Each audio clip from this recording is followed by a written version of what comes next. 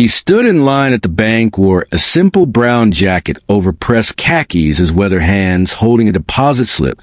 While younger customers tapped on their phones impatiently, the afternoon rush was in full swing, and nobody paid attention to the elderly man who moved with careful precision. But what they didn't know was that the faded police badge in his wallet and the service weapon permit in his back pocket told a story that would change everything. And when the armed robbers burst through the front doors demanding everyone get down, the old man was the only one who remained standing. Welcome to those who left a trace. Before we dive into this extraordinary story of hidden courage, forgotten training, and the moment when a quiet hero stepped forward, when others stepped back, tell me in the comments from which city in the world are you watching this video today? And if you believe that some stories deserve to be remembered no matter how much time has passed, hit that subscribe button to support content that honors those who dedicated their lives to protecting others long before most of us were born. First National Bank of Riverside sat on the corner of Main Street and Oak Avenue, serving the community.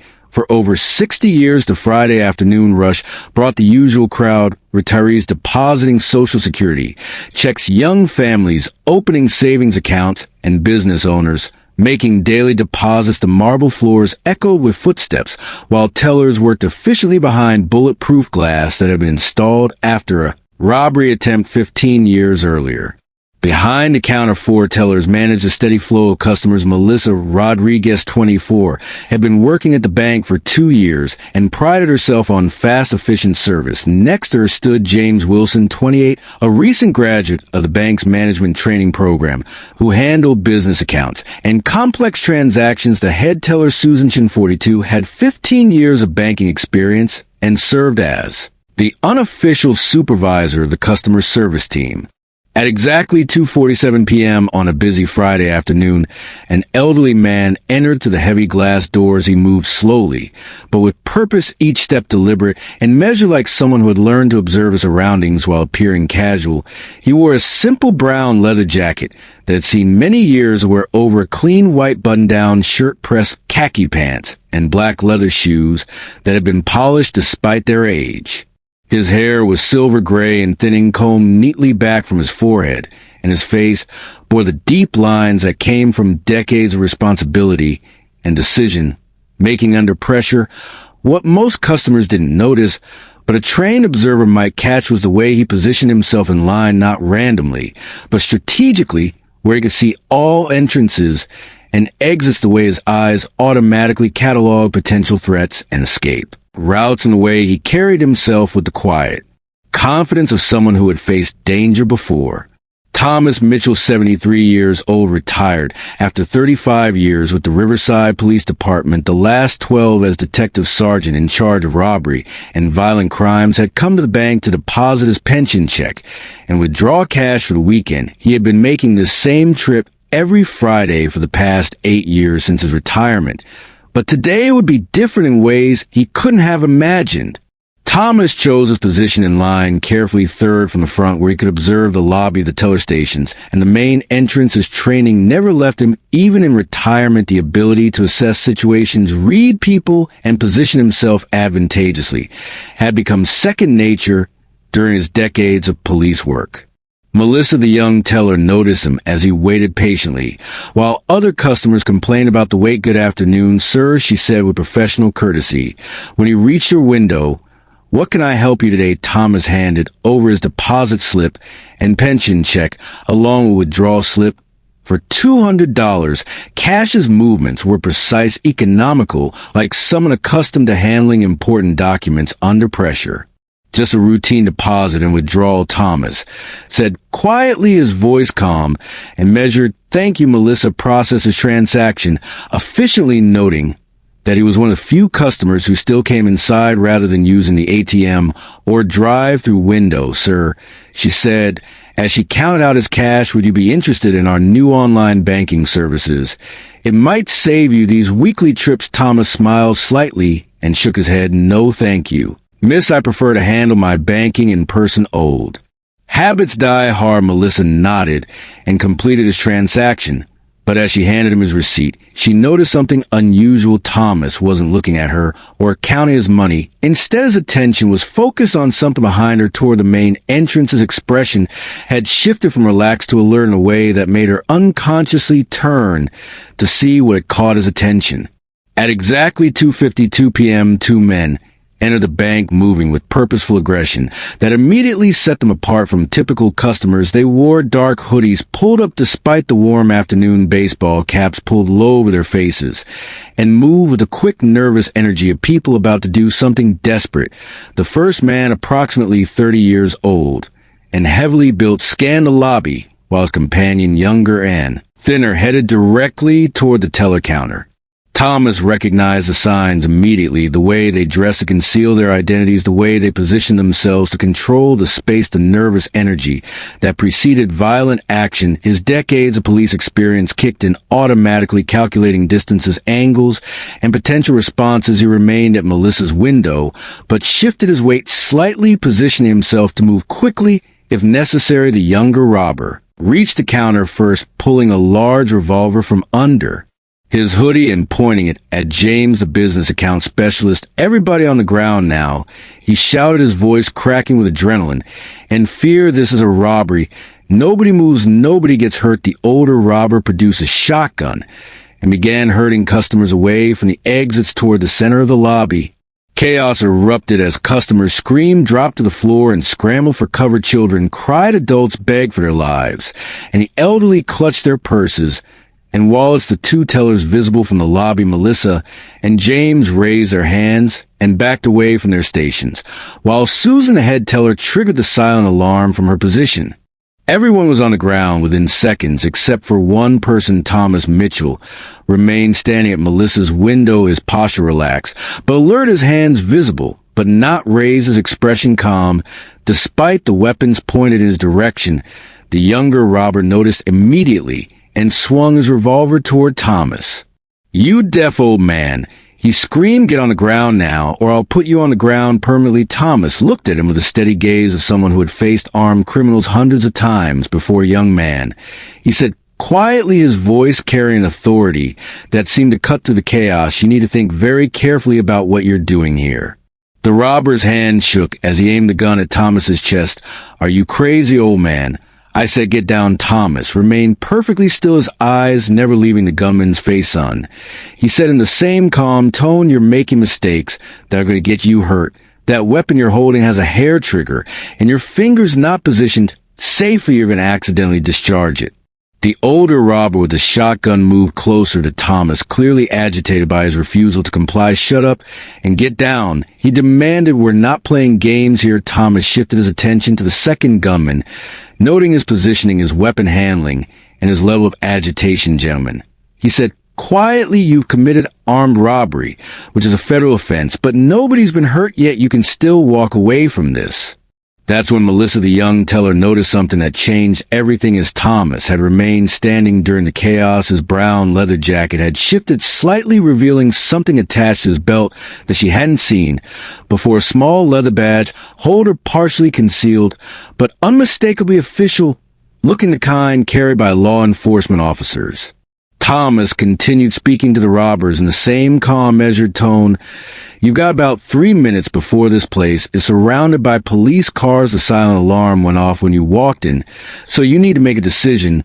Do you want to surrender now while nobody's hurt, or do you want to wait for the SWAT team?" The younger robber's nervousness increased as Thomas spoke. "How do you know about the alarm? Who are you?" The older robber moved the shotgun closer to Thomas's head. "Shut up, old man. You don't know what you're talking about." Thomas smiled slightly, and for the first time moved his hand slowly toward his jacket. "I know exactly what I'm talking about," he said quietly, "because I've been on the other side of situations like this for 35 years. My name is Detective Sergeant Thomas Mitchell, Riverside Police Department, retired. And you gentlemen are about to learn why robbing banks is a very bad idea." The revelation hit the bank lobby like a physical force. The two robbers stared at Thomas in shock and disbelief, while the customers on the floor began to understand that the quiet, elderly man they had barely noticed was a retired police detective. The younger robber's gun hand began shaking more violently. "You're lying," he said, his voice climbing toward panic. Nobody told us about any cops.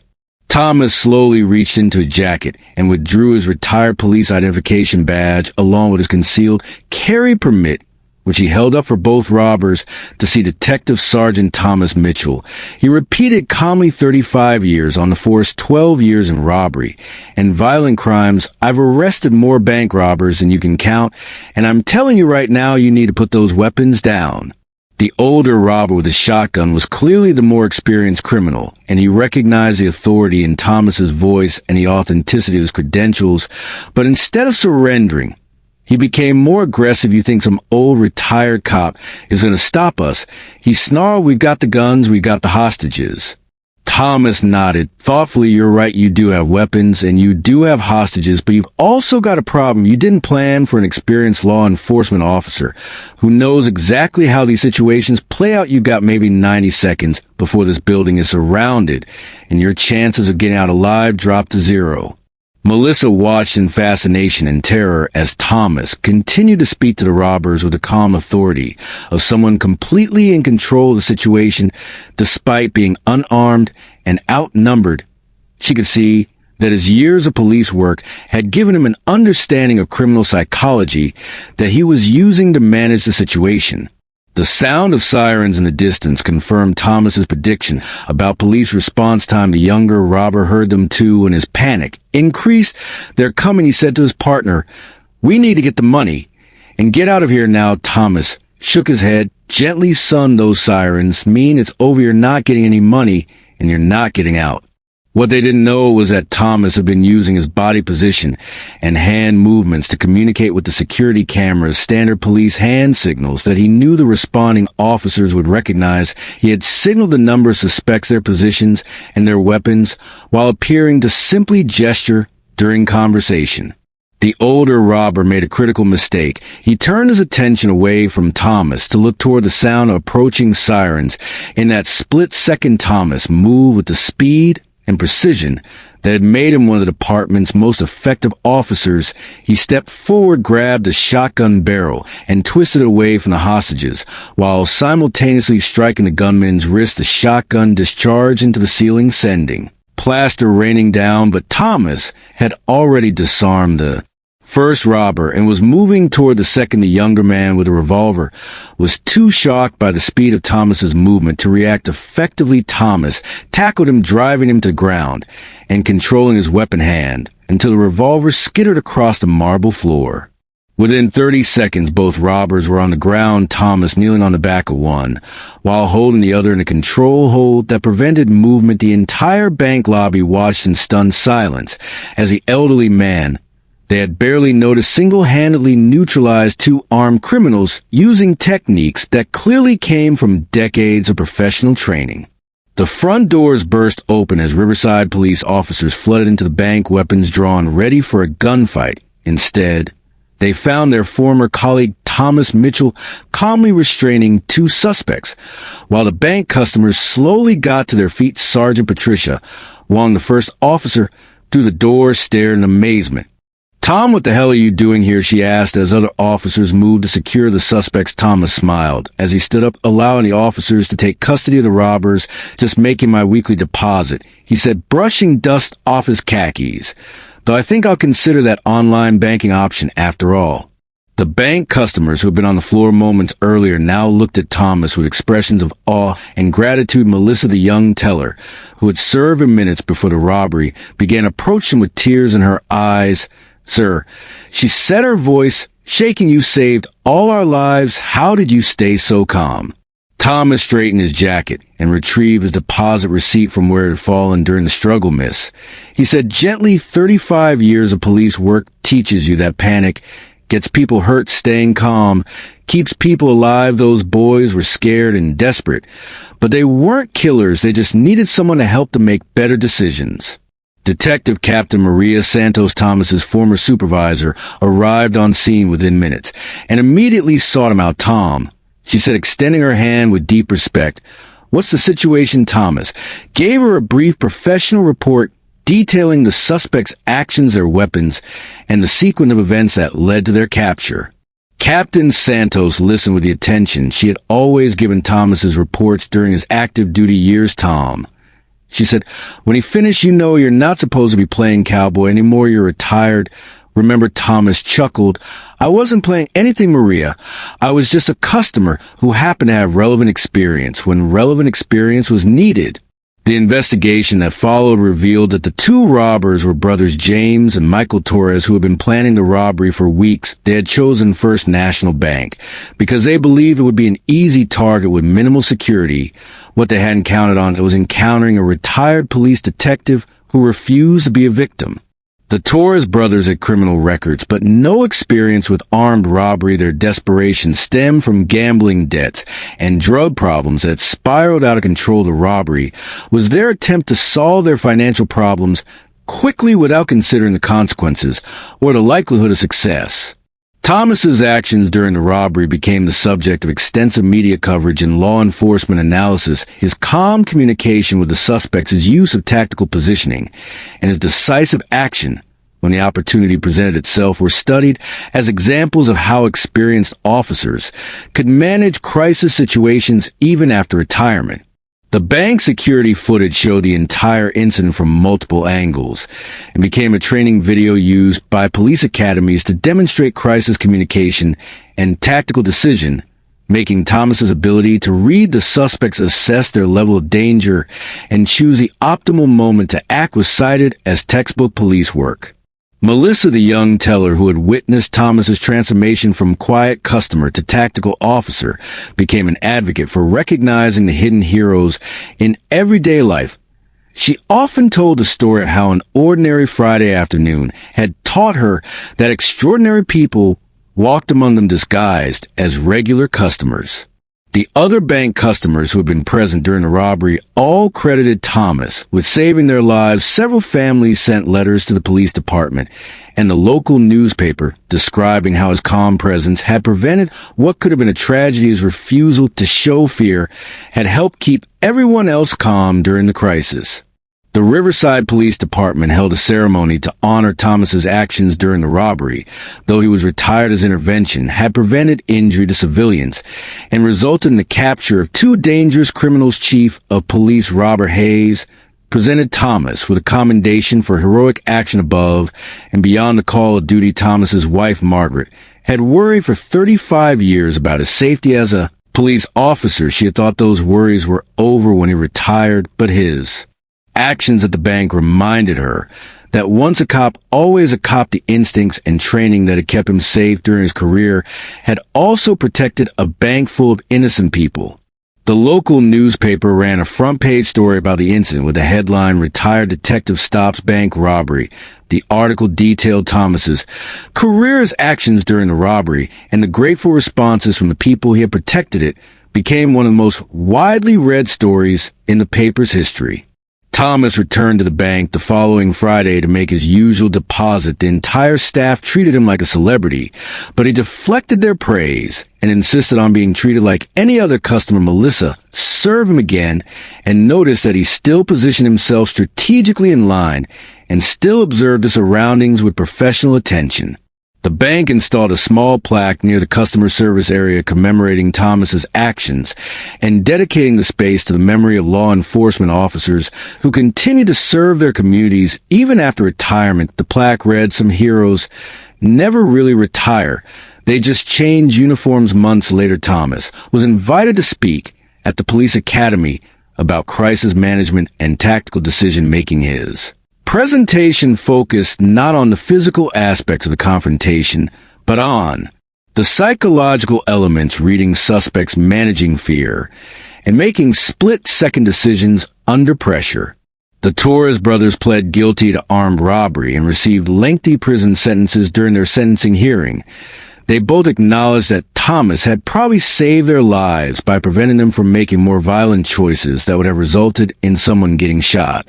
Thomas's actions inspired other retired law enforcement officers in the community to become more involved in crime prevention and community safety programs. They formed a volunteer organization that provided security advice to local businesses and served as liaisons between the police department and community groups. The story of the bank robbery spread beyond Riverside through social media, and news coverage. Thomas received letters from law enforcement officers across the country thanking him for showing that police officers never really stop serving their communities. His example reminded everyone that heroes don't retire, they just find new ways to protect and serve. Years later, Thomas continued to make his weekly trips to First National Bank, though the staff convinced him to try online banking for some transactions. He preferred the personal interaction of face-to-face banking and the opportunity to stay connected with his community. The security footage of the robbery was eventually released to the public and became viral videos showing how proper training, courage, and quick thinking could turn a potential tragedy into a story of heroism. Thomas never sought publicity for his actions, but he became a symbol of the everyday heroes who walk among us.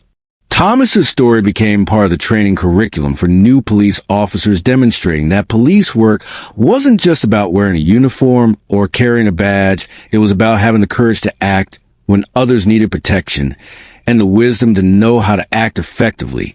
The bank customers who had been present during the robbery formed lasting friendships with Thomas, and with each other the shared experience of witnessing his heroism created a bond that endured long after the incident. Several of them remained in regular contact, sharing life updates and maintaining the connection that had been forged during those terrifying minutes. Thomas's grandchildren learned about his actions from news reports rather than from him directly.